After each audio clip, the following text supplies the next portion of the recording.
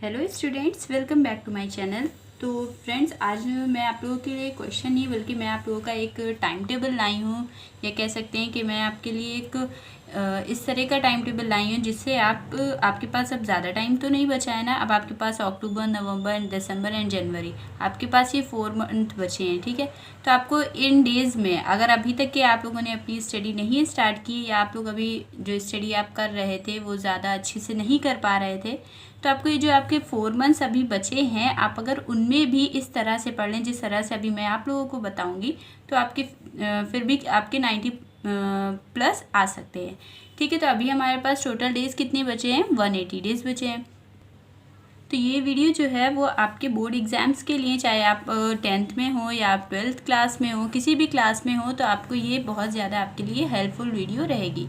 तो आपको अगर अपनी 10th या 12th के बोर्ड्स में 90 प्लस लाना हो, अगर 90 प्लस लाना हो आपको, तो जो मैं टाइम टेबल बता रही हूँ, जिस हिसाब से मैं बता रही हूँ, अगर आप उसको फॉलो करते हैं तो आपके 90 प्लस ज़रूर आ जाएंगे, ठीक है। ये तो मैं 100% गारंटी लेती हूँ, लेकिन आपको ये डेली का रूटीन बनाना होगा, ठीक है। ये नहीं कि आज आपने ये फॉलो कर लिया, कल नहीं किया, तो इस तरीके से तो नहीं हो पाएगा।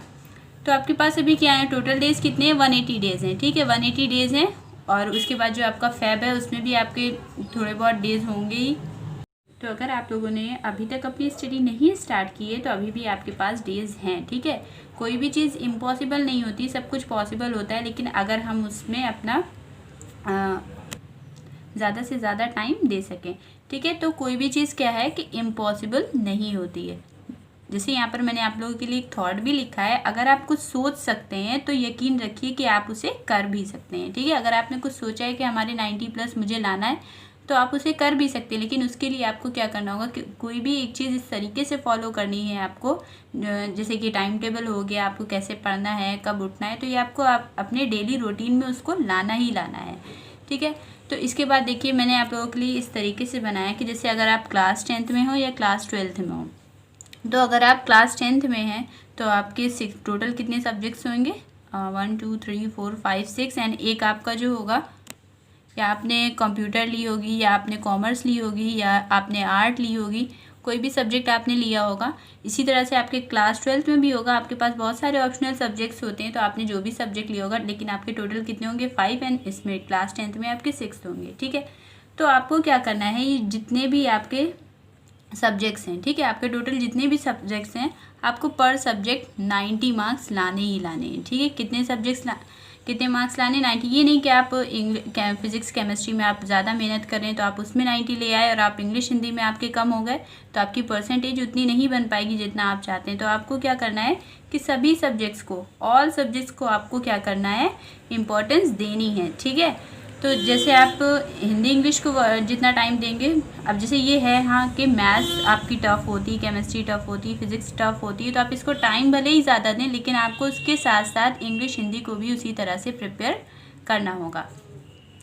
तो आपको क्या करना है, सारे ही सब्जेक्ट्स को इम्पोर्टेंस देनी है, ठीक है। जैसे हर छोटा बदलाव बड़ी कामयाबी का हिस्सा होता है। जैसे अगर हम क्या करेंगे, अपनी स्टडी में थोड़ा थोड़ा क्या करेंगे, बदलाव लाएंगे। ऐसे हम लोग क्या करते हैं, थोड़ी देर पढ़ लिया, फिर बैठ गए, फिर पढ़ा, फिर बैठ गए, इस तरह से नहीं है। अभी जिस तरह से मैं बताऊंगी आप लोगों को कि आपको कितने कितने टाइम से, किस टाइम से पढ़ना है, किस टाइम पे आपको ब्रेक लेना है, उस हिसाब से आप लोगों को पढ़ना है। आपको क्या करना है, अब आपके पास ज़्यादा डेज नहीं रह गए, इसलिए आपको क्या करना होगा, हार्ड वर्क करना होगा विद स्मार्ट स्टडी। आपको स्मार्ट स्टडी करनी है, उसके साथ साथ हार्ड वर्क भी करना है, ठीक है।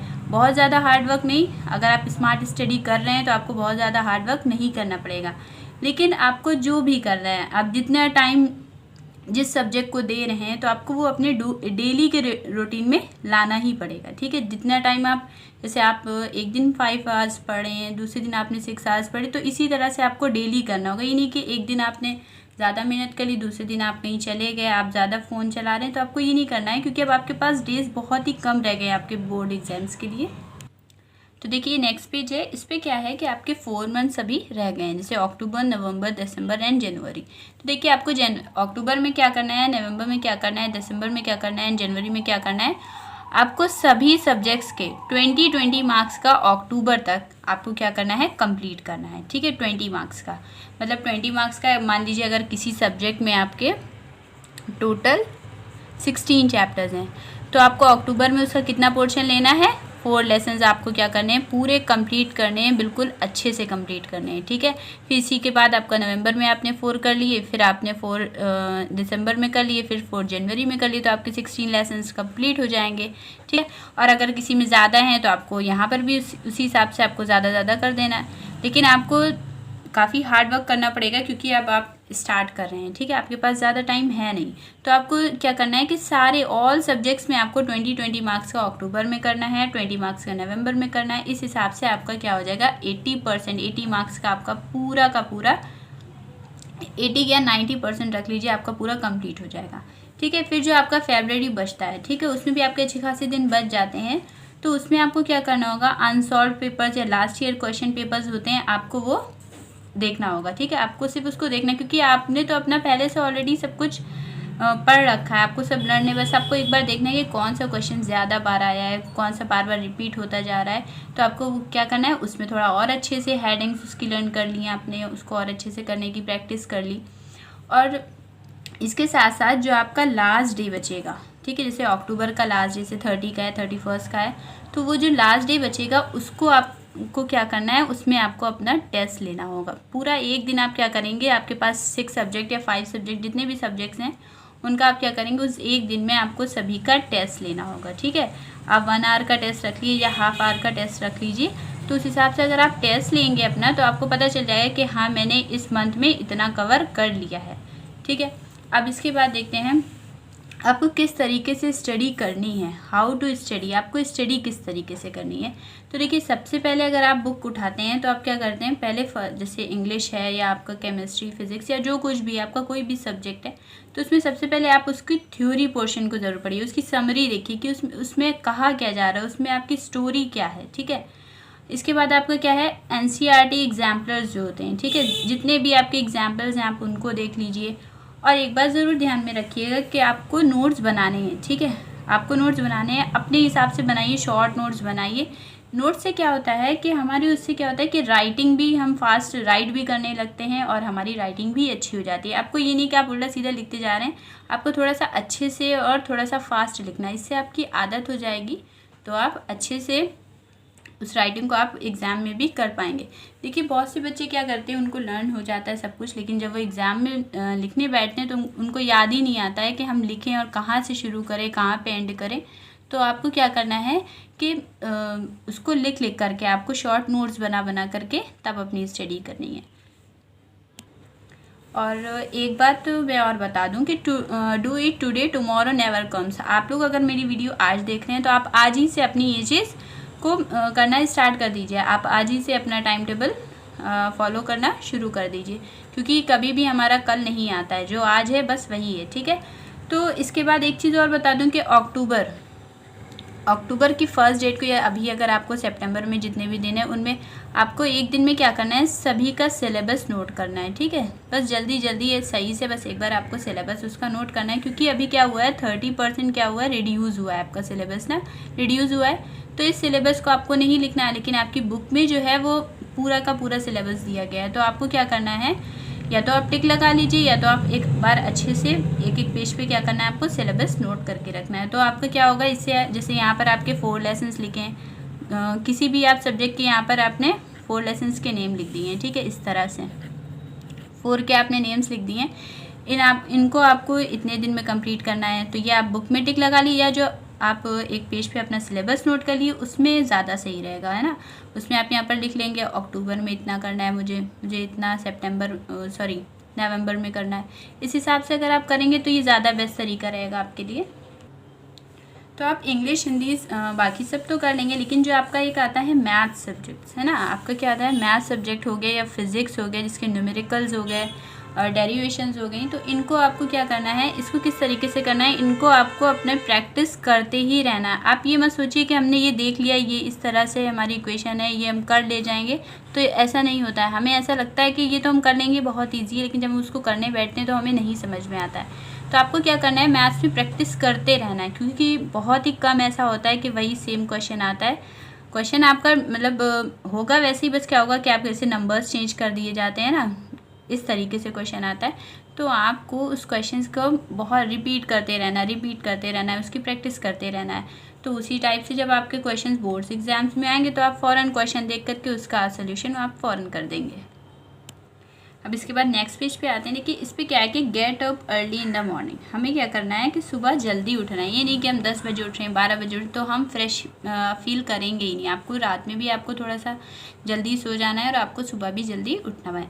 जब आप सुबह जल्दी उठेंगे तो आप बहुत ज़्यादा फ्रेश फील करेंगे। जैसे आप उठ गए 8 ओ क्लॉक उठ गए या कोई 7 पे या 6 पे, तो इसे क्या करेंगे आप 1 आवर आपका ब्रेकफास्ट और फ्रेश होने में चला जाएगा। उसके बाद से आप अपनी स्टडी स्टार्ट कर सकते हैं। नेक्स्ट वीडियो जो होगी वो आपके पूरा मैं एक और टाइम टेबल बताऊंगी कि कितने बजे आपको उठना है, कैसे आपको किस सब्जेक्ट्स की कैसे तैयारी करनी है। से अभी यहाँ पर तो मैंने सिर्फ आपको ये बताया है कि आपको कितने कितने मार्क्स का करना है, कितने आवर्स पढ़ना है, लेकिन उस वीडियो में मैं ये भी बताऊँगी कि आपको किस सब्जेक्ट को कितना टाइम देना है। ठीक है, तो यहाँ पर देखिए आपको डेली की स्टडी 5 to 6 आवर्स करनी ही करनी है। ठीक है, इसमें आपको क्या करना है कि सभी सब्जेक्ट्स पढ़िए, या तो आप अपना एक वो भी बना सकते हैं कि आप 3 डेज़ करके पढ़िए, लेकिन सबसे अच्छा बेस्ट यही रहता है कि 5 to 6 आवर्स आप पढ़ें। ठीक है, और उसमें आपको सारे जितने भी सब्जेक्ट्स हैं सभी को इम्पोर्टेंस देनी है। ठीक है, अब 1 आवर जो आपका होगा वो आपका रिवीजन आवर होगा। ठीक है, 1 आवर आपका रिवीजन आवर होगा। और इस बात को मत भूलिए कि आपका जो लास्ट डे होगा मंथ का उसमें आपको अपना टेस्ट लेना है। ठीक है, सभी सब्जेक्ट्स का आपको उसमें अपना टेस्ट लेना है। जब आप टेस्ट लेंगे तो आपको पता चलेगा कि मैं किस तरह से तैयारी कर रहा हूँ। ठीक है, तो स्टूडेंट्स मैं भी आपसे रिक्वेस्ट कर रही हूँ कि आप लोग प्लीज़ अब अपना टाइम वेस्ट ना करें। अब आप लोग अच्छे से अपनी स्टडी और हार्डवर्क करना स्टार्ट कर दें, क्योंकि हमारे पेरेंट्स भी हमारे लिए कितना सारा स्ट्रगल करते हैं, किस तरीके से हम लोगों को पढ़ाते हैं, सब कुछ करते हैं ना। तो आप लोगों को भी अपना उनके बारे में थोड़ा सा सोचना होगा। तो उनको सोच करके ही आप अपनी जो प्रिपरेशन है उसको जारी रखिए, और आप डेली ये सोच करके पढ़िए कि हाँ मुझे आगे कुछ करना है। ठीक है, तो जो अपने कदमों की काबिलियत पर विश्वास रखते हैं वही अक्सर मंजिल पर पहुंचते हैं। तो अगर आप इसको आप देखिए, आपको एक ट्रस्ट भी रखना होगा कि अगर मैं इस टाइम टेबल को फॉलो करूँगी तो मेरे 90+ ज़रूर आ जाएंगे। ठीक है, लेकिन आपको क्या करना है, ये डेली का रूटीन रखना है। मैं आपसे बार बार वही बात रिपीट कर रही हूँ कि आपको ये डेली करना है। ये नहीं कि आपने 2 दिन किया फिर तीसरे दिन आपके गेस्ट आ गए तो आप उसमें पूरा दिन आपने दे दिया। तो अगर उसमें पूरा दिन आपका चला भी जाता है तो आपको फिर दूसरे दिन उसकी डबल मेहनत आपको पड़ जाएगी। आपको वो करना होगा, आपको उस दिन का जितना भी आपका रह गया था आपको वो एक दिन में दोनों दिन का फिर करना पड़ेगा। तो इस वजह से आप लोगों को क्या करना है कि मोबाइल तो बिल्कुल नहीं यूज़ करना है। अगर आप मोबाइल यूज़ करेंगे तो आपका ध्यान सिर्फ मोबाइल में ही लगा रहेगा। आप थोड़ी देर अगर सोशल मीडिया से कनेक्ट होना चाहते हैं थोड़ा सा, तो आपको वो टाइम आप ले सकते हैं, बट आपको ये नहीं कि आप हर आवर पे हर आपका साइड में मोबाइल भी रखा है, आप पढ़ भी रहे हैं, तो इस तरह से स्टडी नहीं हो सकती है। तो आपने वीडियो आई थिंक आप लोगों ने ये वीडियो लास्ट तक ज़रूर देखी होगी। अब इसके बाद जो मैं वीडियो दूंगी वो भी आपके लिए बहुत ज़्यादा बेनिफिशियल होगी, तो आप लोग उस वीडियो को भी ज़रूर देखिएगा और आप लोग इस वीडियो को भी अपने फ्रेंड्स के साथ ज़रूर शेयर करिएगा। वीडियो को लाइक करना ना भूलिएगा, हमारे चैनल को भी ज़रूर सब्सक्राइब करिएगा।